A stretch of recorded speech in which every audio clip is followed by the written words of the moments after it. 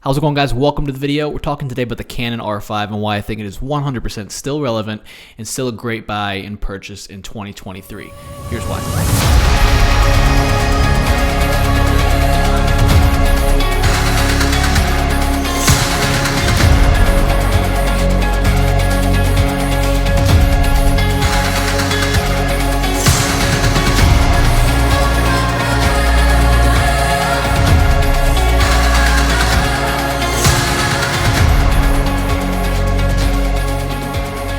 I bought the Canon R5 about a year and a half ago. Before that, I've been using the Sony FX3, and before that, I'd been with Canon. So I've jumped back and forth. I've jumped ship a couple times now, and I finally landed back with Canon where I feel like I was meant to be. I feel like Canon has this thing about it. These cameras, they're so fun to use, and I feel like there's just this ease of use and this enjoyment of use that you don't get, or at least I don't get, with some of the Sony cameras and the other cameras that I've used in the past. And to be fair, I've used just about every single professional camera from every single manufacturer probably made in the last 5 or 10 years.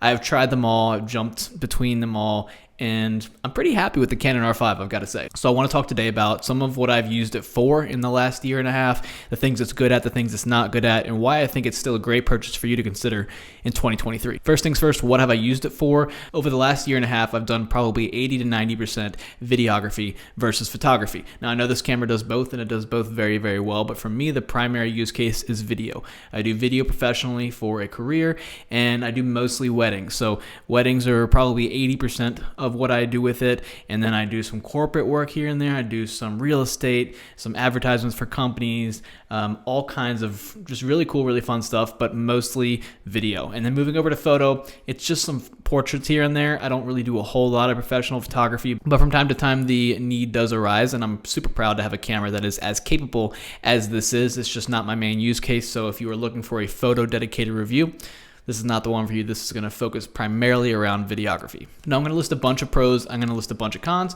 and we're going to talk about them. Let's start with the cons first, get those out of the way before we jump into the pros. So con number one is going to be the obvious overheating issues that a lot of people have experienced, specifically with video with this camera, especially when you're filming 4K in the higher resolutions or 8K.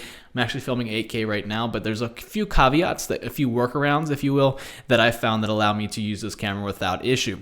Number one is going to be don't shoot in 8K. If you want a camera that is going to be an 8K camera for you that you use all the time in 8K, it's not the one for you. It's going to have some limitations with filming in 8K. You're not going to be able to film as long as you would like to in 8K. It's going to have a certain time limit before it's going to cut you off and overheat. That being said, if you are filming in the IPB mode instead of all I, you can get away with a good bit longer. But I know a lot of people like me are using 4K 60 frames per second. That's what I do pretty much the entire wedding day.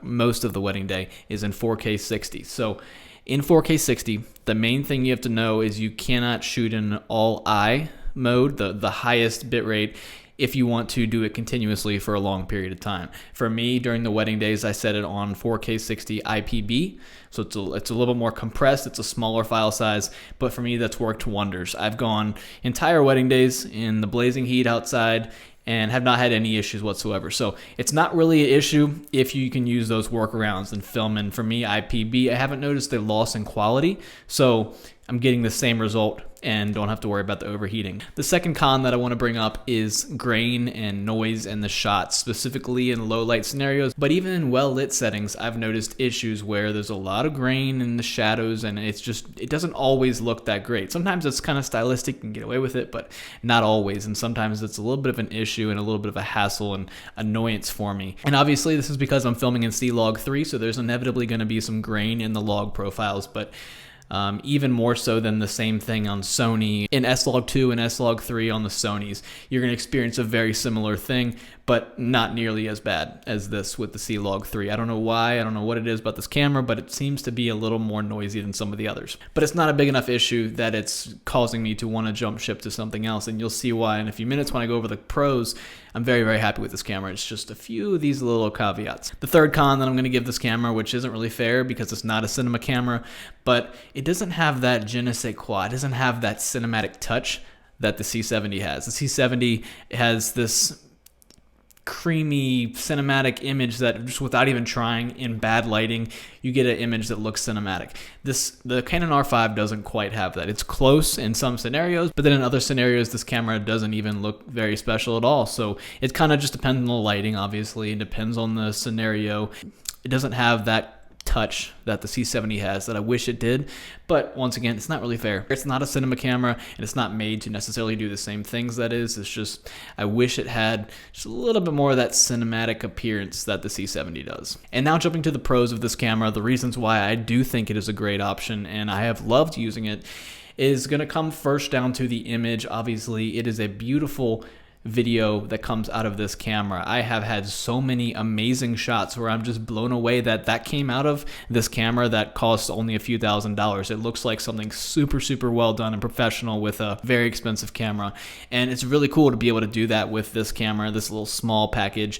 And yeah, the shots are amazing. I have so many shots from weddings and other corporate videos I've done that I'm just blown away by, and I cannot stress this enough. The shots that come out of this camera are 100% better than the shots I got with the FX3. The FX3 does a really great job, no doubt about it. You can make it look as professional and filmic as you want, but the colors coming out of camera without a whole lot of grading, I don't like as much as the colors coming out of this camera. So this camera has that extra little bit going for it, which is pro number 2, was the color science, and the colors that you're getting with these Canon cameras just cannot be beat. Everyone says it, but I'll say it again, the Canon colors are unmatched. It's super easy to color grade. C-Log 3 has been a beautiful simplistic option for me to color grade. I don't have any issues when I film weddings, and it's super easy to make the adjustments I want to make and get the desired look that I want to get. I'm going to give honorable mention to stabilization and autofocus. Autofocus in any of these modern day cameras is generally going to be very good.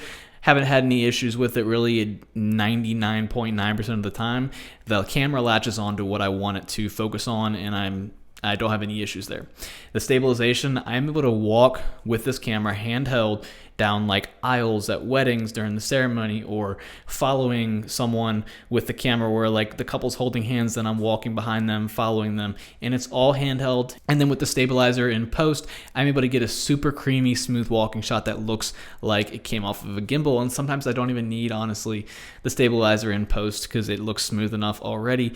And it's amazing what I can do with this. And I don't even use the digital in-body stabilization. I use just the lens stabilization. I don't know how. I don't know what kind of magic is going on there. Maybe I've just gotten really talented at walking like a ninja and very smoothly and carefully, but I get some great, very smooth shots out of this when I'm walking with it. So I used a glide cam for the longest time. I stayed strong with the manual stabilizer, and I ditched it now because I don't even have to use anything with this. I just go handheld for the entire wedding except for ceremony and stuff like that when I put it on the tripods. And the last pro that I want to touch on is the photos that come out of this camera. I mentioned it before, I don't do a whole lot of photo, but when you've got a 50 megapixel camera that is taking shots as beautiful as this, you have to mention them because they're pretty dang impressive. When I go to do portrait photos or when I go to take product photos, whatever it may be, I'm just blown away every time at the detail, the sharpness, and honestly, they can kind of hide someone not being quite as good at what they do because the photos just look so good straight out of camera. You don't even have to really know how to edit them. You could take raw photos straight out the camera and sell them to a client, and they would be very happy with them. They look great. Obviously, I know how to edit photos, but if you had to, you could use these RAWs. And that's it. That's all I got for you guys. Those are a few reasons why I have loved owning the Canon R5, and I think it's still a great buy in 2023. I don't really see anything else out there on the market right now that really challenges it, in my opinion, for what I do. I know Sony has some offerings. I know there's some other offerings from other brands as well, but for me right now, this is the camera to have to be able to do professional videography the way that I do it, the style that I shoot, and be able to take the photos that I take with it. It's the perfect all-in-one camera, and I'd highly recommend you consider it as well. With that being said, that's all for the video. Hopefully you guys enjoyed it, got something out of it. If you did, leave a like down below. Subscribe to the channel if you want to see more videos, and yeah, stay tuned.